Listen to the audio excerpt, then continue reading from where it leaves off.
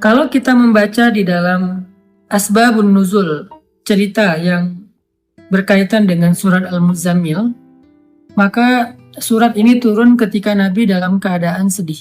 Waktu itu Nabi sedang berdakwah di antara keluarga besar beliau dan beberapa sahabat, beberapa paman-paman dan keluarga besar Nabi SAW. Jadi lagi berdakwah di antara keluarga besar, kemudian beliau mendapatkan penolakan, terutama penolakan dari Abu Lahab. Kalau yang lain nggak menolak, hanya diam saja. Kalau Abu Lahab menolak dengan kasar, menolak dengan marah, menolak dengan menghina, mencela, sampai ngata-ngatain Nabi, engkau itu anak yatim, kamu harus tahu diri, kamu itu siapa yang selama ini membesarkan kamu, kami adalah paman-paman kamu, seandainya kamu mau mengajarkan kami lebih tahu daripada kamu, karena kami lebih tua, kami lebih banyak pengalaman, kami. Abu Lahab menolak dakwah Nabi dengan sombong. Sehingga kalimat-kalimat Abu Lahab ini membuat Nabi merasa sedih.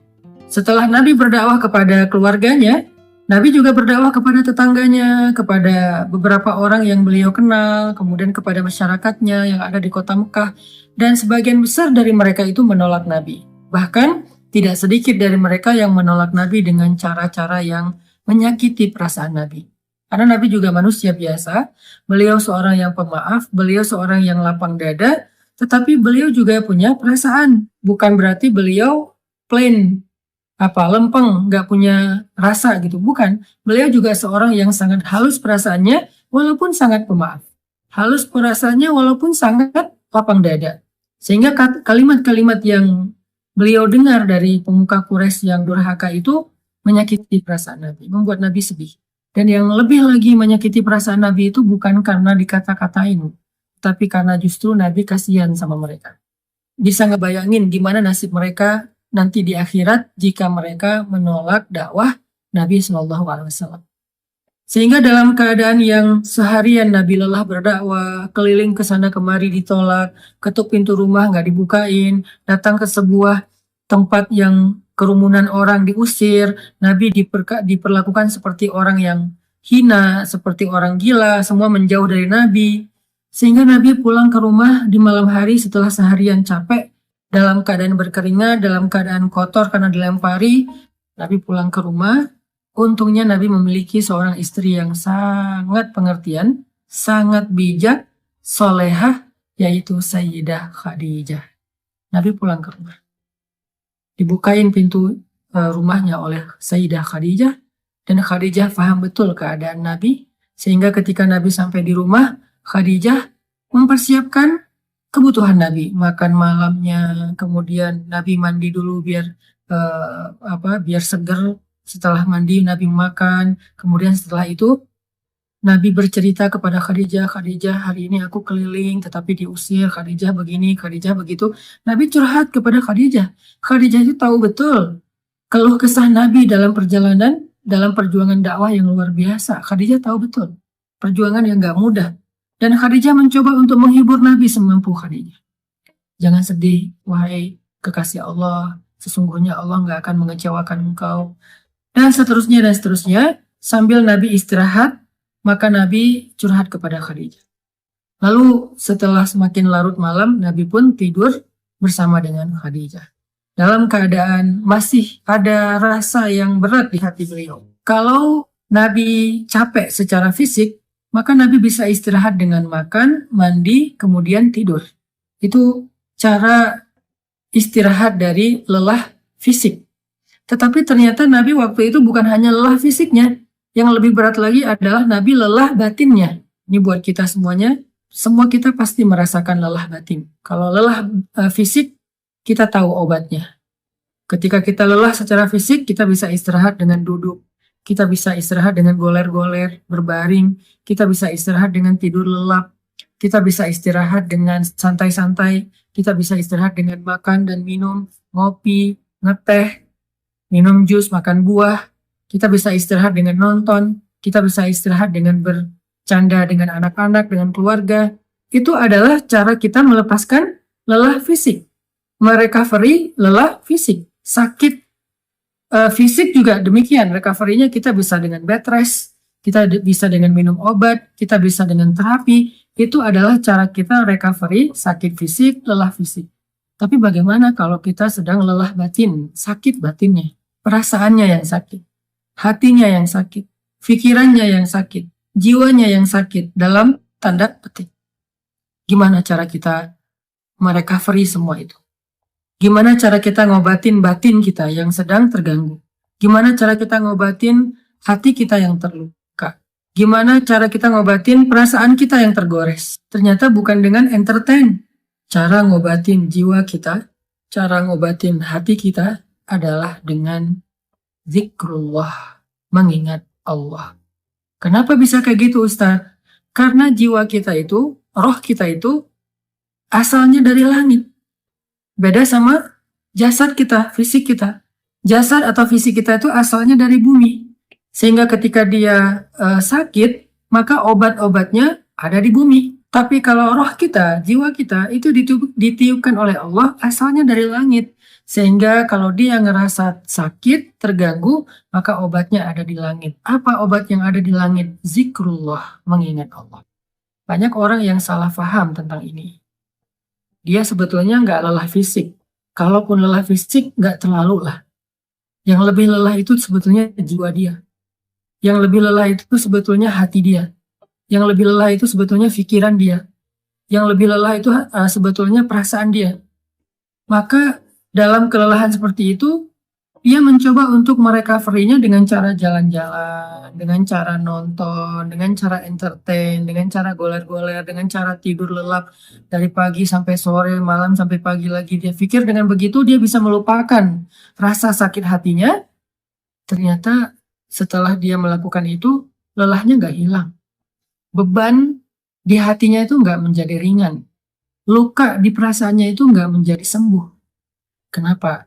Karena dia bukan sedang lelah fisik. Dia bukan sedang capek secara fisik. Dia bukan sedang sakit secara fisik. Dan itulah yang terjadi kepada Nabi SAW. Sehingga ketika Nabi pulang ke rumah, Nabi capek. Tapi yang lebih capek lagi perasaan dan hati beliau.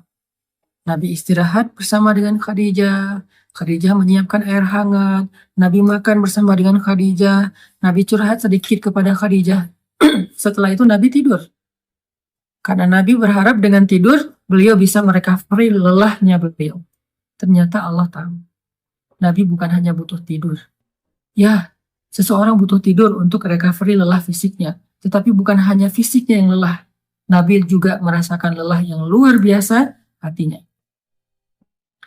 فَلَعَلَّكَ بَاخِعٌ نَفْسَكَ عَلَىٰ آثَارِهِمْ فَلَعَلَّكَ بَاخِعٌ نَفْسَكَ عَلَىٰ آثَارِهِمْ إِن لَّمْ يُؤْمِنُوا بِهَٰذَا الْحَدِيثِ أَسَفًا. Kata Allah di surat Al-Kahfi. Hampir saja engkau mencelakai dirimu sendiri. Hampir saja engkau mencelakai dirimu sendiri. Karena merasa berat terhadap pengingkaran mereka. Merasa berat terhadap kedurhakaan mereka, merasa berat terhadap kekufuran mereka, hampir saja engkau mencelakai dirimu sendiri. Hampir saja engkau membebani perasaanmu sendiri. Itu yang dirasakan Nabi. Nabi sangat terbeban. Bukan terbeban secara subjektif perasaan pribadi beliau, bukan. Beliau itu terlalu menginginkan hidayah kepada umatnya. Beliau itu akan sangat sedih kalau ada yang menolak dakwah beliau. Bukan karena pribadinya, tetapi karena kasihan kepada mereka. Allah tahu Nabi sedang merasakan itu. Sehingga ketika Nabi tertidur, terlelap, Muzammil itu sebuah kiasan bahwa Nabi itu tidur lelap. Dalam bahasa Arab, orang kalau tidur lelap itu diistilahkan dengan berselimut. Walaupun bisa juga bermakna memang Nabi memakai selimut, tetapi Al-Quran lebih dalam dari itu. Al-Quran sedang tidak bicara hanya soal selimut yang dipakai Nabi, tetapi Al-Quran itu adalah bahasa sastra, bahasa yang tinggi. Maknanya itu tidak sedangkal pemaknaan kita, pasti pemaknaannya lebih dalam lagi. Sehingga kalimat ya ayyuhal muzammil, wahai orang yang berselimut di sini artinya wahai orang yang sedang lelap dalam tidurnya. Wahai orang yang sedang nyaman dengan tidurnya. Kan berselimut itu nyaman, lelap ya. Wahai orang yang sedang beristirahat dari lelah fisiknya dengan cara tidur. Allah tahu Nabi butuh istirahat, tidur agar bisa merecovery capek secara fisik. Tetapi Nabi juga butuh sesuatu yang bisa merecovery capek batin, perasaan, jiwa, dan pikiran beliau. Sehingga Allah berfirman, Qumil lail, bangunlah di malam hari. Ternyata fadilah keutamaan pertama dari tahajud itu adalah tahajud obat dari lelahnya jiwa. Tahajud adalah recovery batin. Tahajud adalah obat hati. Tahajud adalah penenang pikiran. Apabila dilakukan dengan sungguh-sungguh. Tabattul atau tabatilah. Itulah keutamaan tahajud. Setelah Nabi beristirahat dengan cara tidur untuk merecovery lelah fisiknya, Allah suruh Nabi juga untuk melakukan sesuatu yang bisa merecovery lelah batinnya.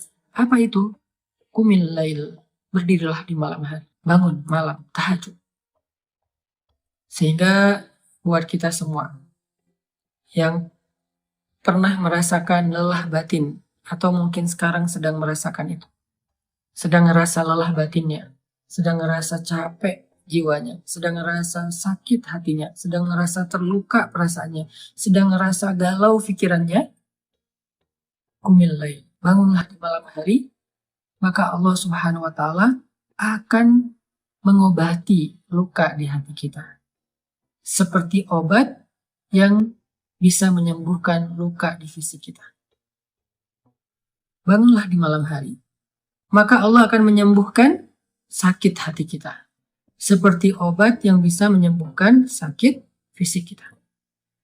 Bangunlah di malam hari, maka Allah akan menyembuhkan goresan di perasaan kita. Sebagaimana obat bisa menyembuhkan goresan luka di kulit kita. Bangunlah di malam hari, maka Allah Subhanahu wa Ta'ala akan menenangkan pikiran kita. Sebagaimana ada jenis obat yang bisa menenangkan kita dari rasa sakit. Bangunlah di malam hari, maka Allah akan melapangkan dada kita. Sebagaimana obat bisa menjadikan kenyamanan bagi kita yang sedang merasakan kesakitan. Bangunlah di malam hari. Allah Subhanahu wa Ta'ala akan menyembuhkan penyakit-penyakit amradul qulub atau perasaan tidak nyaman di jiwa kita. Itu fadilah keutamaan pertama dari tahajud atau tarawih apabila kita melakukannya dengan benar. Jadi sekarang kita jadi tahu recovery yang kita butuhkan itu ada dua. Ada recovery fisik, ada recovery zahir, ada recovery jasad kita, tubuh kita, ada recovery jiwa kita, batin kita, perasaan kita, hati kita. Recovery fisik dengan istirahat, dengan tidur, dengan makan, dengan ngopi, dengan ngeteh, dengan makan buah, dengan minum jus, dengan entertain, dengan nonton, dengan jalan-jalan, dengan bersenda gurau dengan keluarga. Itu adalah recovery fisik. Sedangkan recovery batin, jiwa, perasaan, dan pikiran kita, hati kita dengan zikrullah. Dan zikrullah yang paling baik itu di antara sekian banyak zikrullah adalah qiyamul lail, sholat malam. Kenapa? Jawabannya ada di ayat ke-6, inna nasyi'atal lail asyaddu wat'an wa aqwamu qila. Karena malam hari itu lebih menenangkan buat kita dan lebih mudah untuk khusyuk. Itu fadilah pertama dari tahajud atau qiyamul lail atau salat tarawih.